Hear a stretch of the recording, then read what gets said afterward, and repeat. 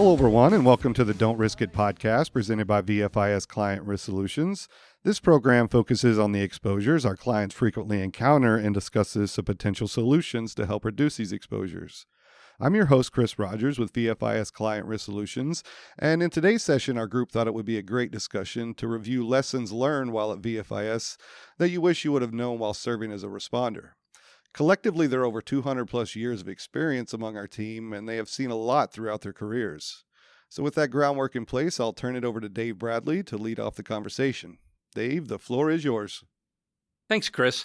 This could be a really interesting conversation as we all look back at what we wish we would have known back then that we now know.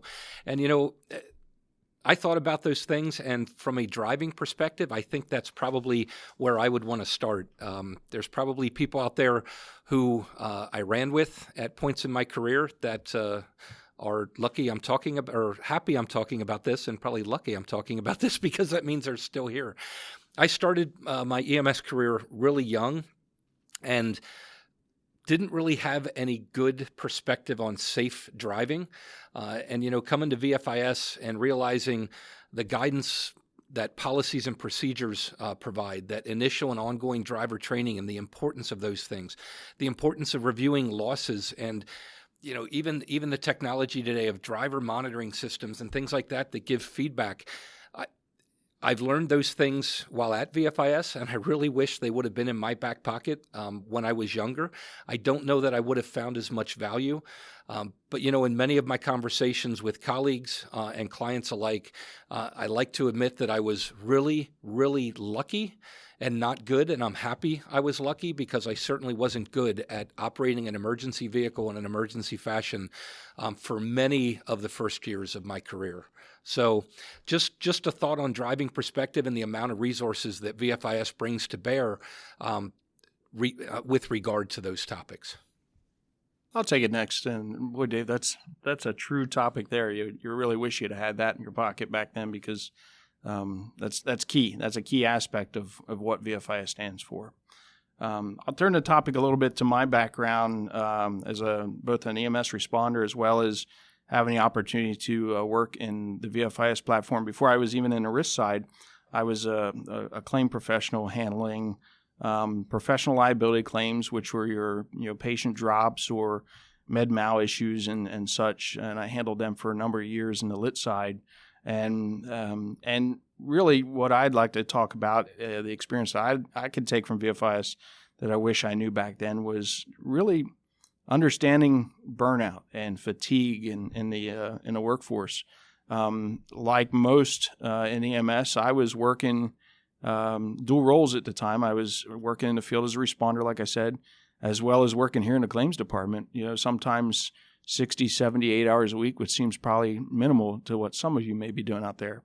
But over time, you start to get a little bit of a fatigue, and we call it the lazy paramedic syndrome as well. And you start pushing yourself to do things that probably are outside the scope of your practice or shouldn't be done. And when I say that, I'm going to refer to the patient refusal and patient care documentation process. You start working. I found myself working twice as hard to get somebody to sign off so I didn't have to run to the hospital. And that way I could go back and relax at the station and kind of be prepared for the rest of my day. But you try to work to get those things in place, and then you realize, boy, patient refusals, as I learned from the professional liability side, that's the number 2 leading cause of claims in the VFIS professional liability platform. And so when you look at that, you kind of realize that I was just waiting to be bitten by the patient refusal monster or patient care documentation. And, as I sit in the claims department and the benefit that I had sitting there was you kind of, you think you've seen it and you've done it all in the EMS field. And some of the things that rolled across my desk as claims were the root cause really come down to people not doing what they should have been doing or becoming complacent or lazy or relaxed, whatever you want to call. So when I say that, and it's tough day in and day out to be on your toes, but my words of encouragement to the people out there is exactly that. Be on your top game when you're out there doing your job and follow the policies and procedures, like Dave said, that are established and there for good purpose. I mean, I fought tooth and nail on them and was against management and leadership numerous times. But now I recognize that was the wrong role to be playing at that point in time. They were actually on my team and trying to protect me and the daily things that I was out there doing. So again, I encourage you to be on your toes, do those things that you're asked to be doing, because in all seriousness, those folks are just trying to keep you out of the muddy water.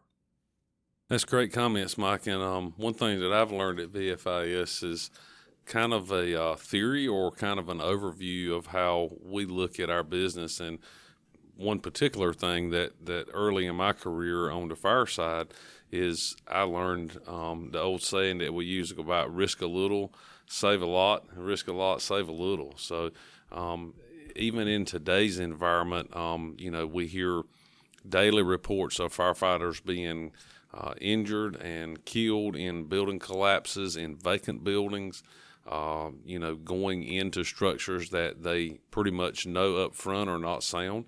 So again, that's a cultural change, and something that I learned here is that when we are taking that risk, that it's a calculated risk, that we have done all of our risk prevention questions up front, and that the risk that we're taking, and we've done pre-planning, and we know that is as much of a calculated risk as we can take, instead of risking things just for the sake of risking, or risking things just for the sake of ego, and being able to know that when we take those chances, that they're the best chances we can take, and that there is something for us to gain. So risk a little and save a lot. I couldn't agree with all of you so far, I think, but one of the things that really stands out from my perspective, being a volunteer chief officer of a department that really was a small town organization, one of the things we lacked the most was operating guidelines and procedures, and really that documentation that's necessary to the success of any organization. And that's the key to it, is the success of the organization by having those strong documents. And coming here to VFIS, I learned just how important that really is. And the resources that are there, I mean, responderhelp.com has probably been one of my greatest resources that I've ever utilized, and have subsequently helped contribute to growing, because the value is there tenfold for any organization that isn't sure where their organization needs to be, what their documentation needs to be. That's the stuff that you want to look at, and just trying to build out, what the best practice is for your organization. And again, small town organization that continues to grow and continues to see higher call volumes, you got to put yourself in today's day and age, and you got to protect the organization as much as possible, but more so protecting your members. And that's what that documentation is really about, is protecting the members of the organization that are really just trying to do the best thing for the community. Yeah, Brian, great points there. And I'm actually going to pick up a little bit where you were with it. And I think what I've learned here at VFIS, or as you said, the resources that are available. In my previous life as a fire chief, there's things a fire chief is working on constantly. SOGs, SOPs, training, guidance, so many things are at you. And to know that VFIS is a place you can turn to get so much help. You had mentioned responderhelp.com, a great place for SOGs, SOPs, and just any other day-to-day thing that you would be like, something crazy just happened. How can I get an answer for that? Is there someone that can help me with that? Going to that website, there's so much available on that. You can just research that, search an item, and you're going to get a hit on something that could help you. Training, I know for fire chiefs, it's, you're always looking, you want to keep your members trained. VFIS University is a great place to get good training. It's very simple. It's online. You sign your members up. You can administer what courses you may want them to have. The courses are up to date. They're reviewed periodically. New courses are added. And those courses on VFIS University, they're coming from real things that are happening out there. You may think, it's not going to happen to me. It won't happen in my department. It happened to someone. and it's a great place to get that training. Guidance. Sometimes you just need that guidance of, man, what is someone else saying? And again, what is out there? The VFIS website. There's so much information on that. Training information, risk communiques. You can read that information, use that information. It's all available. It's things that others have been through, and you can just get it. You can use it, and it's so easy to turn to and easy to get. It's not, I got to make a phone call or wait for somebody to get back to me. It's all right there for you to use. Another thing Dave Bradley started off with was driver training. And he had mentioned about when he was a young EMS responder and some of the things he did that maybe weren't best practices. And as a fire chief, you worry about that stuff. You want to make sure your drivers are trained, they're competent, that they know what they're doing. And to know that VFIS has a program where they can come out and teach your members how to teach a driver training program. And you don't have to send all your members far away to a training class. Someone will come out, train an instructor, and that, a leading program that's recognized throughout the country. You can get one of your members trained or several of your members trained and then pass that on to everyone, again, to make sure that your drivers are safe and getting the most up-to-date best practice training. So again, for me, the thing that I have learned here has been the resources available, and definitely something for fire chiefs to keep that in mind. Very good comments by everybody here. As I sit around the table, the one thing that really just echoes and puts a little chill down my back is the fact that the amount of years of service and experience that we all bring from the field, and you thought we, again, learned it, saw it all, but we continue to learn every day, by the changes in the organizations and industries and the trends that we see come down the pipe from claims and so forth. I mean, I go back to my claim days, the least favorite part of my job was having a conversation with a leader or a chief to say, I understand that you've been appointed to this position, but I bet you part of that, when you took your first day in a job, you never thought you would be having a call like you are today with me.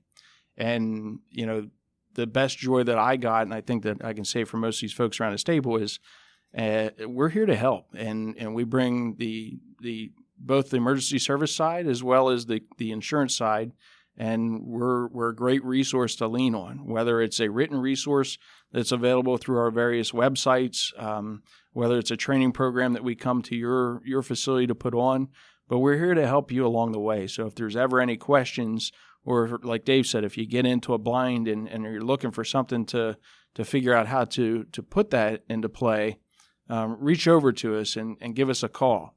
So with that being said, I'll say it's amazing that we as an organization are trying to put together the resources to actually put our own insurance company out of business.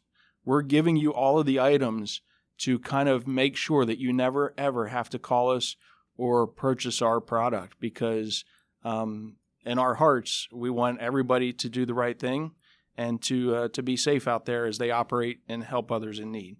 So again, if there's ever any question, reach out to us, and feel free to call your local broker or call us here at the office at 1-800-233-1957. Thank you.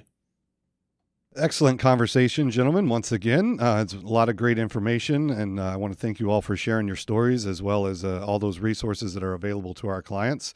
Really great job. I want to thank you all again for listening to the program and for your interest in VFIS safety resources. I want to thank our guests once again, Mike Baker, Dave Bradley, Blair Tyndall, Brian DeQuinn, and Dave Michaels for their time and information.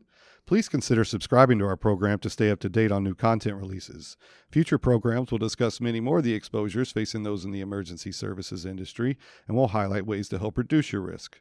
For more information about the many resources available from VFIS, please visit VFIS.com. And to submit ideas for future discussions, please reach us by email at VFISriskcontrol@VFIS.com. Thanks, everyone, and have a great day.